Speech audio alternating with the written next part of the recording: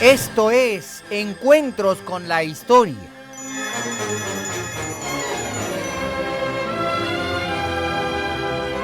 Hoy presentamos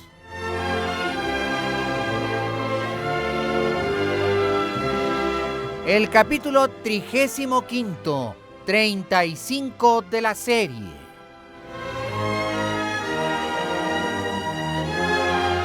El Imperio. 196 años de la grandeza azteca.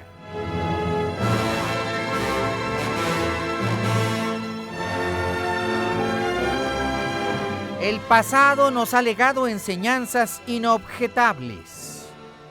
Tú, mexicano, valora a través de tu pasado el porvenir.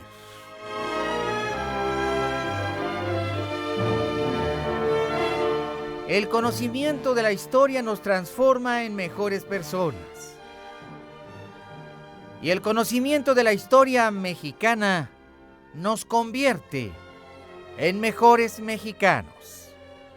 Mexicano, haz un esfuerzo por conocer tu historia.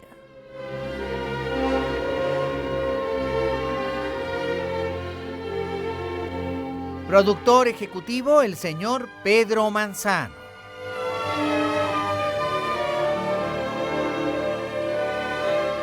Productora general, Araceli Piña.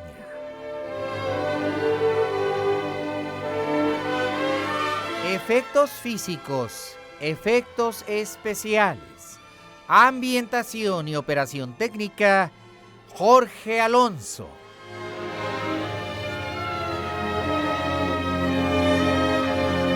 También en la operación técnica, César Arturo Becerril.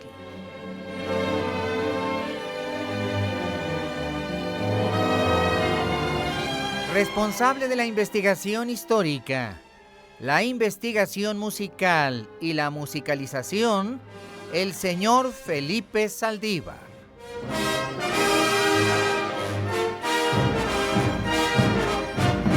Y todos bajo la dirección de tu amigo el doctor Pepe Cruz, responsable de la creación y de la redacción del libro histórico.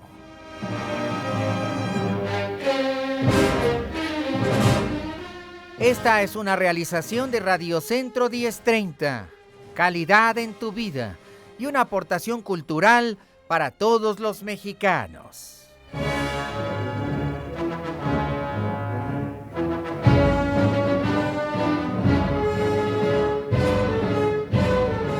Habían llegado los años 1508, 1509 y 1510.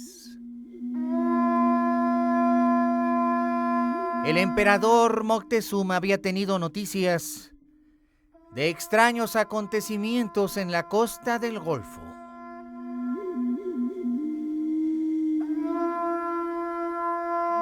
Las comunicaciones en el Imperio Azteca eran muy eficientes. Las redes de comercio y la administración pública y política del Estado lo hacían necesario. Moctezuma había tenido noticia de que en el mar sagrado del Oriente, estructuras como casas hechas de madera y tela flotaban sobre el agua.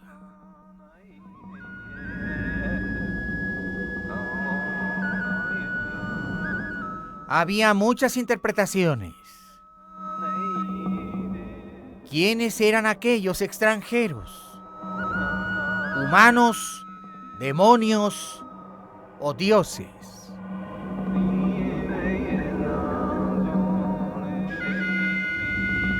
El emperador estaba preocupado. Él quería tener mayores noticias y mayores claridades. Ordenó se realizara una investigación. Pero mientras esta tenía lugar, el emperador se retiró a su casa de descanso de las muchas que tenía.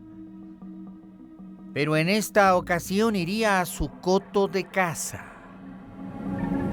a Chapultepec.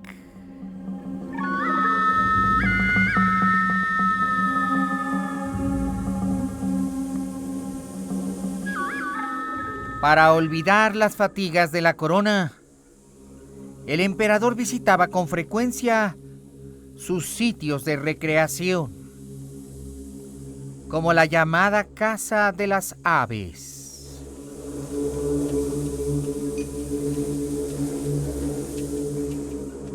Las casas de recreación de Moctezuma eran motivo de portento.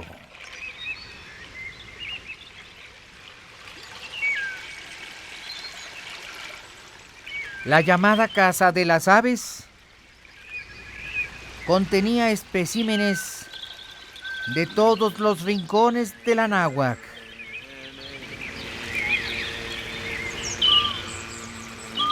Era verdaderamente inmensa. Cada una de las aves vivía en su propio hábitat. Existían 10 estanques, unos de agua salada y otros de agua dulce. Ahí había aves de rapiña, que se mantenían siempre aparte, en muy amplias y enormes jaulas. 300 personas estaban encargadas de alimentar y cuidar estas aves. Cruzaban el recinto corredores y miradores desde donde el emperador podía observarlas. Las plumas preciosas utilizadas en el culto y en el adorno personal eran arrancadas de las aves sin maltratarlas y también sin matarlas, de manera que pudiesen reproducirse nuevas plumas para ser utilizadas de nuevo. En una habitación aparte se mantenían seres humanos albinos, que debido a su extrañeza se les tenía como seres tocados por los dioses, especialmente por el sol.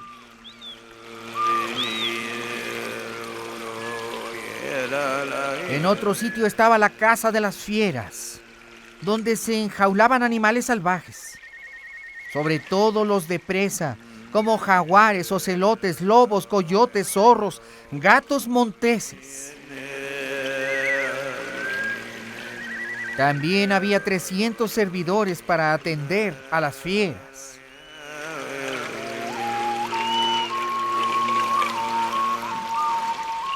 El emperador, cuando estaba cansado de sus deberes, acudía a esos sitios portentosos.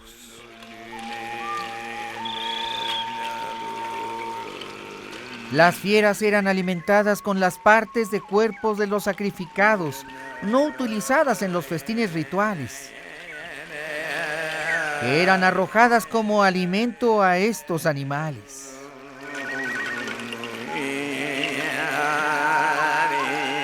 Sin embargo, la provisión de la Casa de las Fieras consistía en una cantidad infinita de aves, 500 guajolotes tiernos diarios. Había también en esa casa toda clase de serpientes, guardadas en tinajas y en cántaros. También se guardaban ahí, en habitaciones separadas, seres humanos con alguna deformidad congénita, como enanos, corcovados, jorobados. Moctezuma poseía muchos lugares de recreo paradisíacos, portentosos. Jardines con estanques y canales llenos de animales y plantas seleccionados por su belleza, exotismo y utilidad. Había algunos parques en donde lo que se cultivaba eran plantas medicinales. Otros, en cambio, eran sembrados con frutales, y en otros más había hortalizas. Pero Chapultepec era su lugar favorito. El lugar favorito de todos los grandes hueytlatoanis de la náhuac, de todos los antiguos señores del imperio.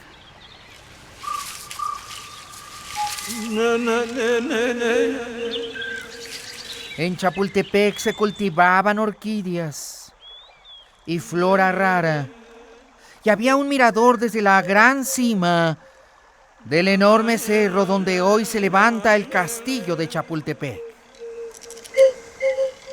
Todos los inmensos bosques de sabinos ahuehuetes tenían millares de orquídeas.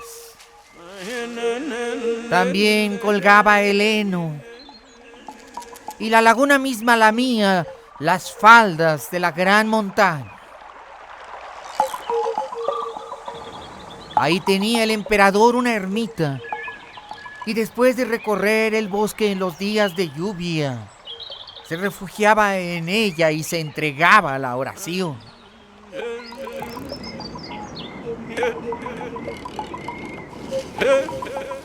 Además de la laguna, Chapultepec estaba dotado de albercas y de estanques. Había plantas exóticas y andadores que subían por el cerro. También estaban esculpidas las cabezas colosales de los emperadores anteriores, como Tizoc, Ahuizotl y su propio padre, Atzayacatl Atzayacatzin.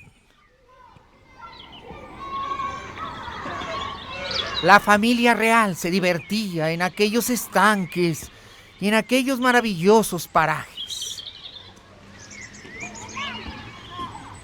El emperador gustaba de cazar garzas en Chapultepec.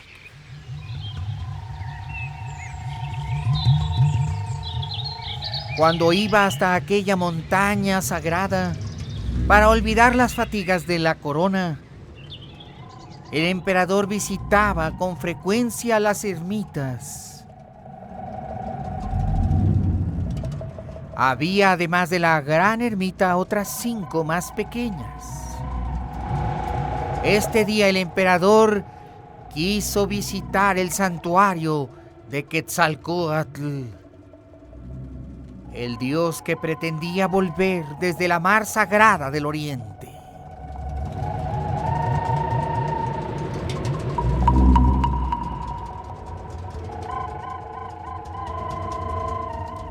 La pregunta que inquietaba a Moctezuma era ¿para qué vendría el supremo señor Quetzalcóatl, el que se había ido por el oriente? ¿Para qué quería regresar? ¿Acaso para reinar en su silla de oro, que ocupaba temporalmente Moctezuma, como él mismo había jurado cuando había sido coronado?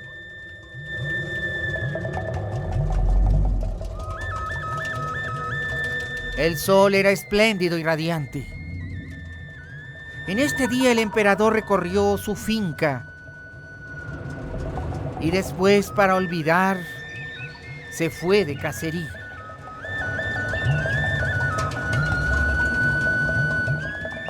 Recorrió las orillas del gran lago, al pie del cerro de Chapultepec.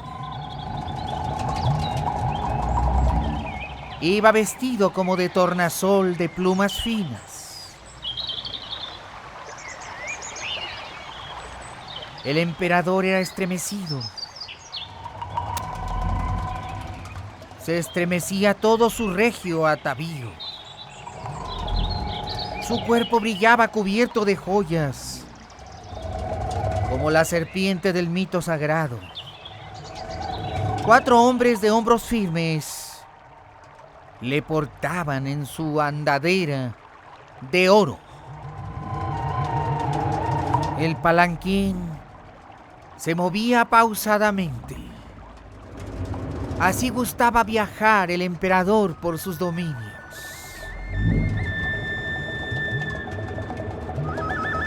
Los portadores parecían ánforas morenas, fuertes y ágiles. La silla palanquín también era recubierta de oro fino y refulgía al sol.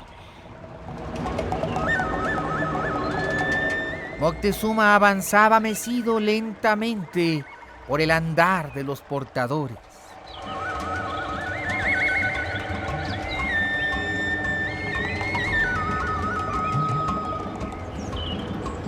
Le preceden sus allegados, que van pausados en el cortejo, con túnicas de vivos colores y capas flotantes. De trecho en trecho toca Moctezuma con el bastón la espalda del primero de sus servidores, y los cuatro, como cariátides austeras, se inmovilizan.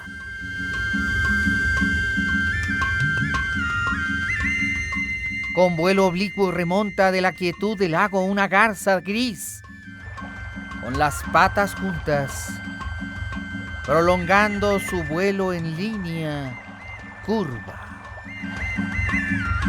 La garza lleva el pico levantado.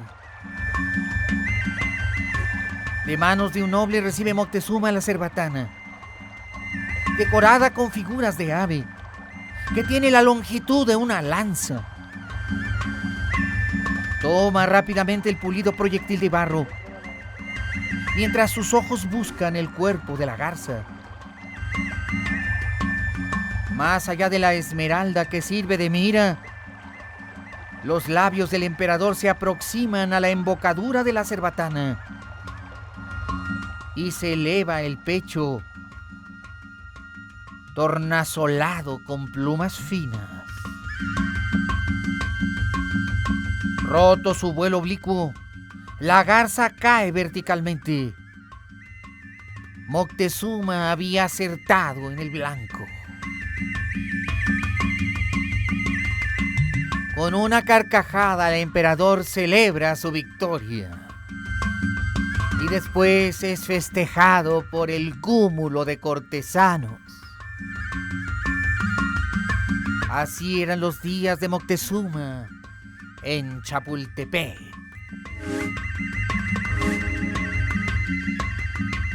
Después el emperador toma el camino de regreso a su gran palacio de descanso. El cielo se duplica en el espejo de la alberca. En doble fila gráciles avanzan las doncellas bajo las ramas de los inmensos ahuehuetes. Traen sus senos erguidos, sus caderas onduladas. La doble fila de doncellas desciende desde el cerro hacia la alberca, bajo la sombra del bosque de Chapultepec. Son las sacerdotisas que cumplen con su obligación de adorar a las aguas, a la Santa Señora de la Laguna, a la Gran Madre y Diosa Chalchiutlicue. Portan collares de oro que penden de sus cuerpos, rematados por grandes caracoles de oro, que ellas al llegar a la orilla sumergen en el agua, bendiciendo así la laguna y a la Gran Madre Chalchiutlicue, diosa soberana de los ríos y las lagunas, amantísima Madre, esposa de nuestro Santo Señor, el sagrado Dios de la lluvia, nuestro Señor Tlaloc, Tlalotzin.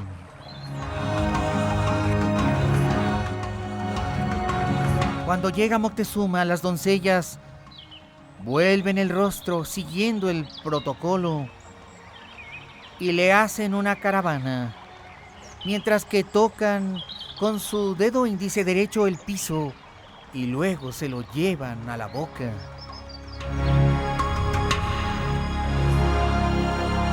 Aquellas mujeres tan hermosas y en número de 60 se doblan con fragilidad.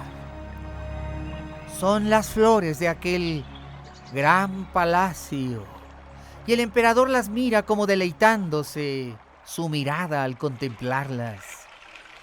¿Son acaso las flores más bellas de su jardín?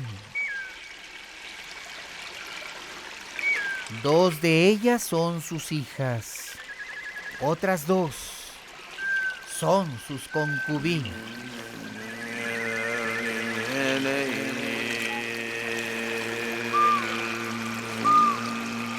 El emperador continúa hasta llegar a la gran alberca. El emperador desciende de sus andas y mira un elástico pez dorado. Moctezuma se acerca a la alberca, atrapado por la mirada de aquel pez tan bello, y rompe la quietud de las aguas con vigoroso bracear, ya que mueve y provoca ondas con una vara para asustar al pez. Aquel dorado pez desciende hasta el fondo de la alberca y juega incansable, deleitando las miradas del emperador, del sagrado y sublime Señor del mundo.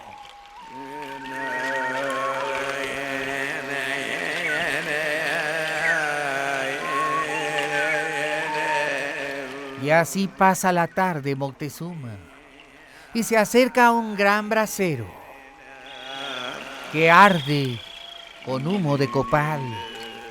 Las brasas rojizas representan la fuerza del fuego. Así está su corazón ardiendo. Desde el día que sus embajadores y principales le llevaron aquellas laminillas donde podía ver las casas que flotaban en el mar, donde se dice había hombres blancos y barbados.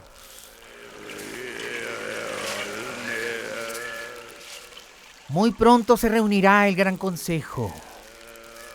Sabios de toda la tierra de Anáhuac vendrán para presentarle a Moctezuma sus opiniones respecto a los avistamientos.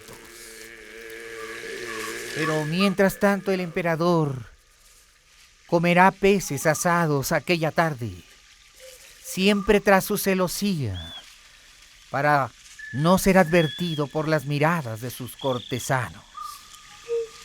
Y estando en aquella paz el emperador, ocurrió un hecho prodigioso.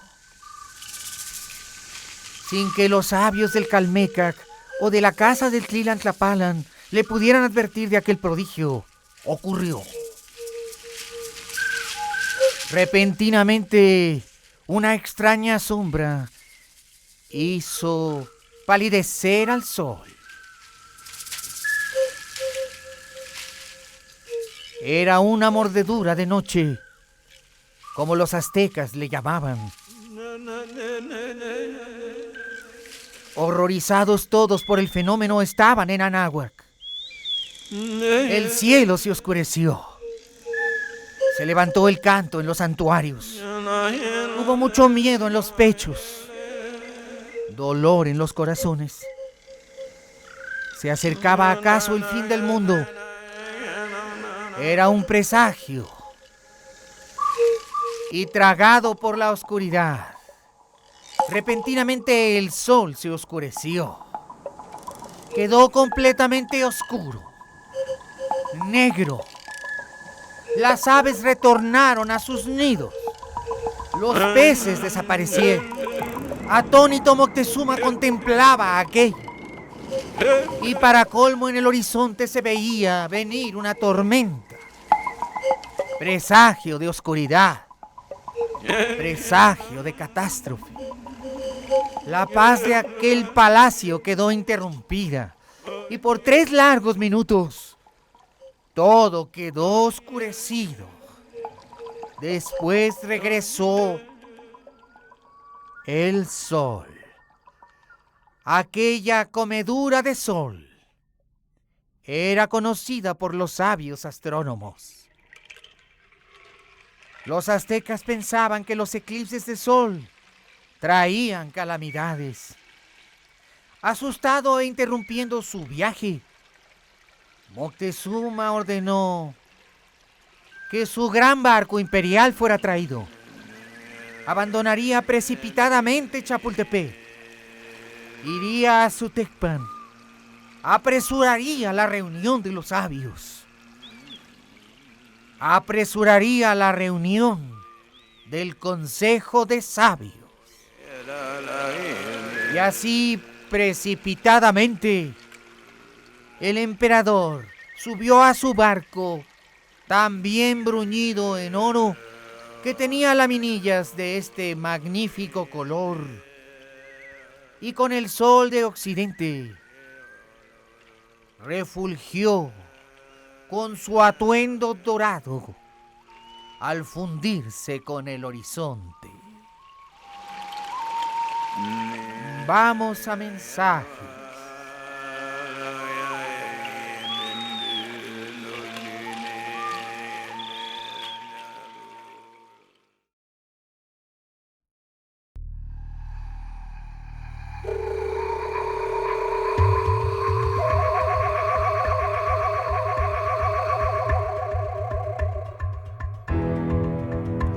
El emperador salió de su Tecpan, del Tecpan de las casas nuevas de Moctezuma, todavía en construcción.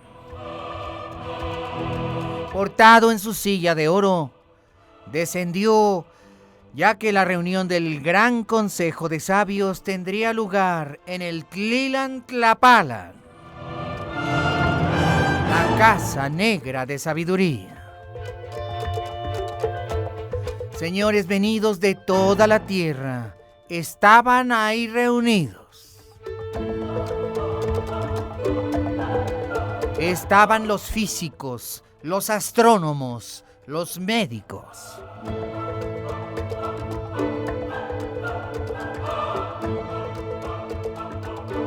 Y los grandes sacerdotes. El Gran Consejo incluía personajes de todas las razas y grupos lingüísticos, grandes sabios venidos desde Yucatán, otros de Huaxcayac,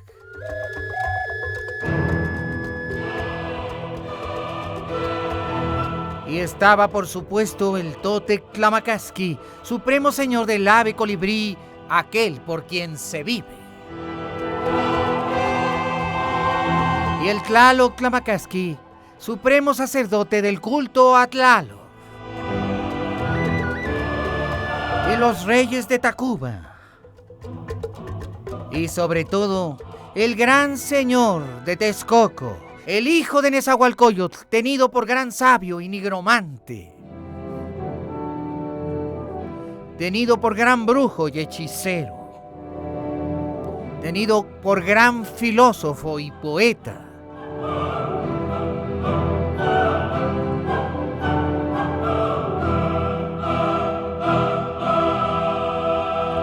y había más de 50 tlamatinime, entre ellos astrónomos, físicos, matemáticos, médicos, ingenieros, cosmógrafos y geógrafos. También estaba el Consejo de los Imperiales Tlacuilos.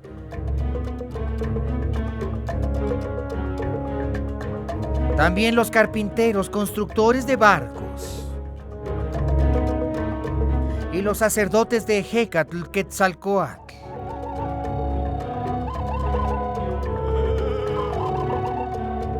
También los gobernadores de varias provincias en el Golfo, como el de Zempoala, el de Centla, el de Coatlán, Hueyopan, Ceiba, Chontal, Nautla, y los gobernadores de regiones del norte de la Huasteca.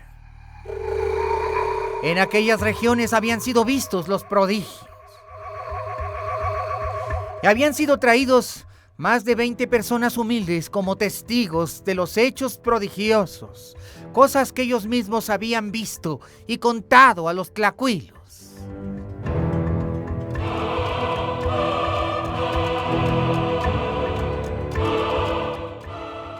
Venido sobre su anda de oro, portado por aquellos grandes mancebos, el emperador llegó al Tlilan-Tlapalan. Los cortinajes de cuero se abrieron. Las brasas estaban encendidas con copal y sagrado. El emperador había reunido ahora a todos sus informantes. Muy pronto ocupó su sitial de honor y luego escuchó uno a los que fueron hablando. Los sacerdotes, los gobernadores, los pochtecas comerciantes. Todos daban razón y noticia de los portentos. El emperador quiso que su gran consejero estuviera a su lado. Y Nezahualpilli se sentó al lado suyo. Era su consejero en asuntos de magia, adivinación y conocimiento religioso. Y finalmente se escucharon las temidas palabras de parte de los testigos.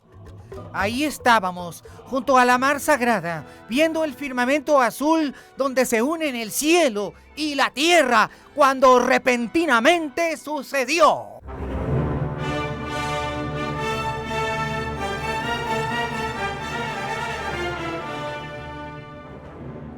Como casas flotantes vinieron de dentro del mar sagrado. Y venían en nuestra dirección. Tenían forma como de casas grandes, o edificios, o torres que flotan.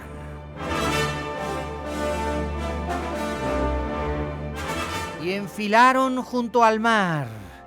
Paralelamente, iban siempre al norte.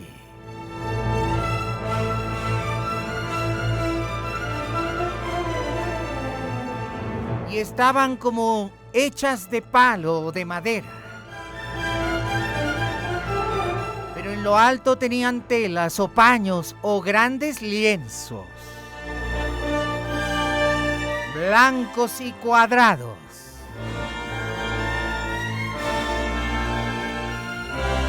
En la parte más alta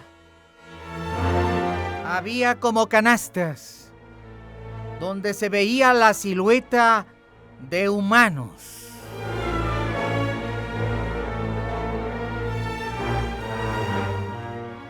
Y nos dio mucho miedo, un gran pavor. Y luego estuvieron detenidos.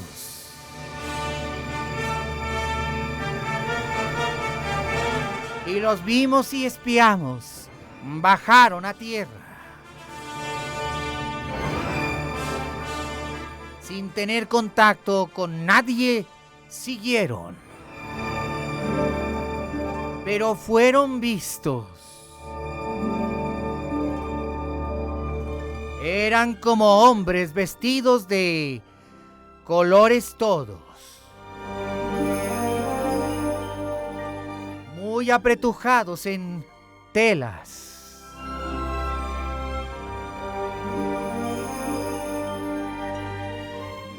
Y un día partieron y se internaron de nuevo en la mar sagrada.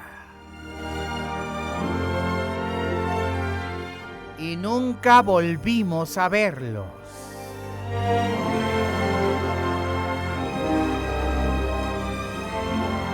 Pero todos los días espiamos el agua, temerosos de que vuelvan.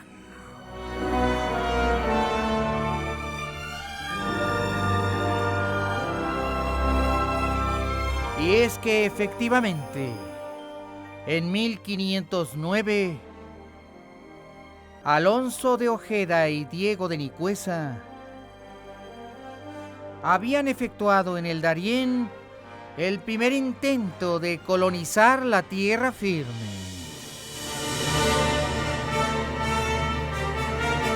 Juan Díaz de Solís y Vicente Yáñez Pinzón recorrieron el Golfo de México hacia 1506.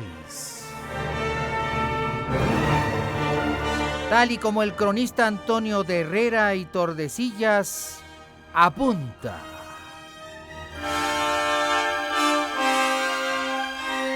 Y aquel consejo de Anáhuac terminó, invadiendo a todos los ahí presentes aquel enigma de un extraño temor. Y cuando todos se habían ido y Moctezuma había regresado a su Tecpan, el emperador charló con el rey de Texcoco.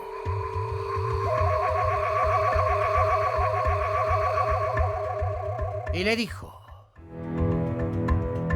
dime, Nezahualpili, tú, cuyo padre Nezahualcóyotl podía ver y hablar con los dioses. Se trata de la venida del príncipe Seacatl Topiltzin Quetzalcóatl, nuestro dios.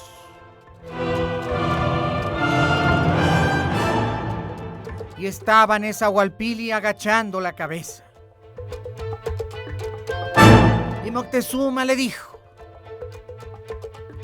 dime, ¿es verdad que tu padre Nezahualcóyotl te educó como gran hechicero y nigromante, capaz de conocer los portentos del futuro a través del estudio del Tonalpohualli?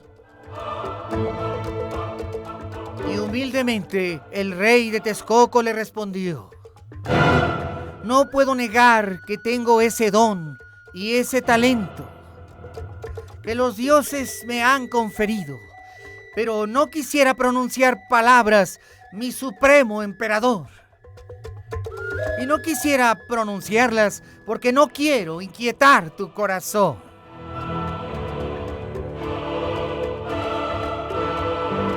Anda, habla, le dijo el güey Tlatoani, porque debo saber lo que ha de ocurrir, aunque no sea bueno ni de mi agrado.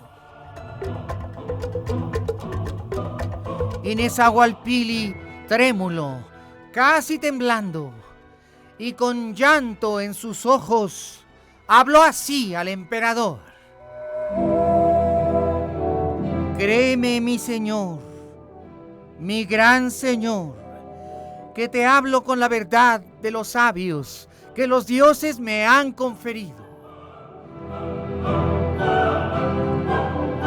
De aquí a muy pocos años nuestras ciudades serán destruidas y asoladas, y nosotros y nuestros hijos muertos.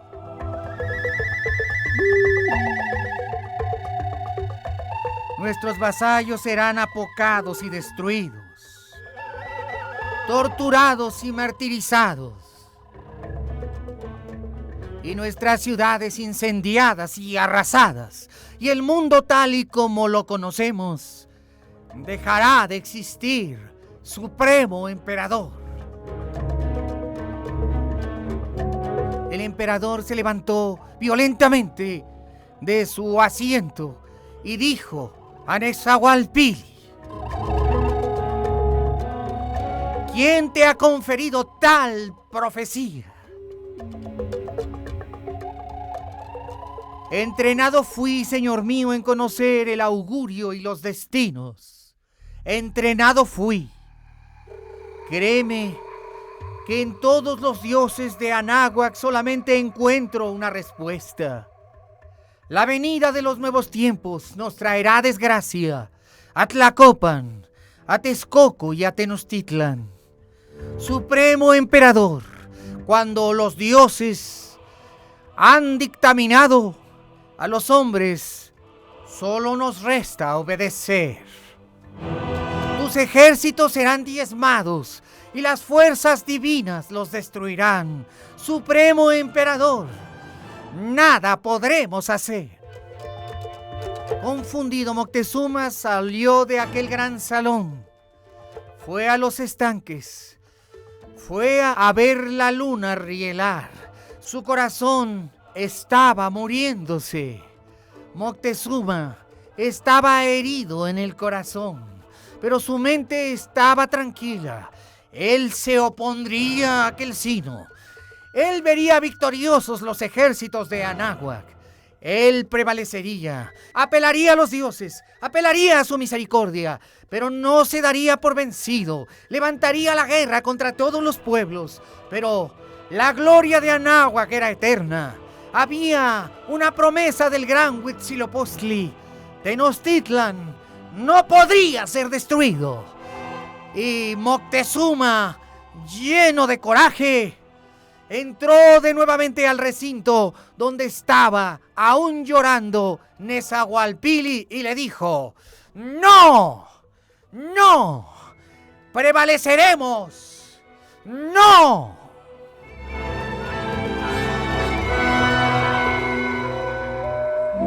Vamos a mensajes.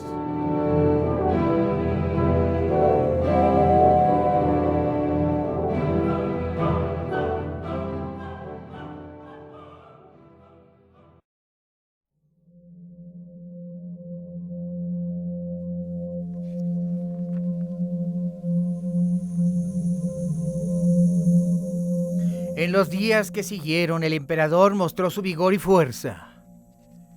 Se enteró que en la región de Oaxaca, el rey de Tuxtepec no quería pagar el tributo, diciendo que no conocía a ese tal Moctezuma, que solamente había conocido a otro que se llamaba Moctezuma Ilhuicamina, y que por lo tanto no reconocía señorío ninguno en ese nuevo Moctezuma Xocoyotzin del que le hablaban. Y entonces el gran emperador movió sus ejércitos y lanzó a sus caballeros Águila y Tigre sobre aquella región oaxaqueña y pudo someterla y dominarla. Y el emperador cobró confianza, considerando que aquellas profecías no se cumplirían. Pero sucedió entonces que hubo una nueva rebeldía. El señor de Amatlán en Oaxaca tampoco quiso pagar tributo, y entonces el supremo emperador lanzó a sus águilas y a sus tigres contra aquella población. Pero cuando salieron de Tenochtitlan, apenas a unas cuantas jornadas de distancia, repentinamente el cielo se ennegreció como nunca antes se había ennegrecido en la historia. Aquel viento furioso arrastraba copos de nieve, y las nubes estaban tan abajo, y el viento era tan helado que todo se congelaba. Se congeló la faz de los lagos, y después la tormenta de nieve con furioso vendaval arreció. Y fue tanta la nieve que cayó que enterró los pueblos, las casas, los caminos y las montañas, y enterró aquel ejército que casi quedó congelado. Y entonces, lleno de zozobra y miedo, el emperador mandó traer a Nezahualpili y le dijo: ¿por qué esta nieve que nunca cae? ¿Por qué ha diezmado mi ejército? Y Nezahualpili le dijo: Señor, recuerda la profecía. Y entonces Moctezuma, mirando a la distancia las montañas todavía nevadas, sintió su alma pendiendo de un hilo. Sintió su imperio carcomido por la voluntad de los dioses.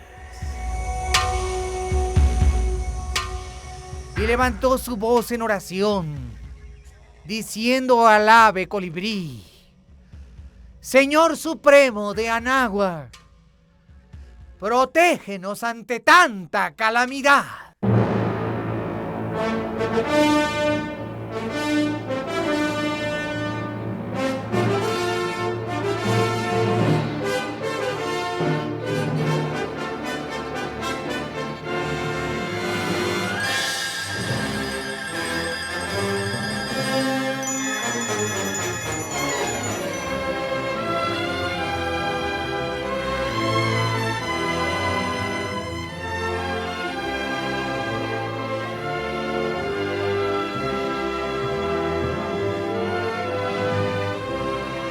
Gracias por haber estado con nosotros en el capítulo 35 de la serie, El Imperio, 196 años de la grandeza azteca.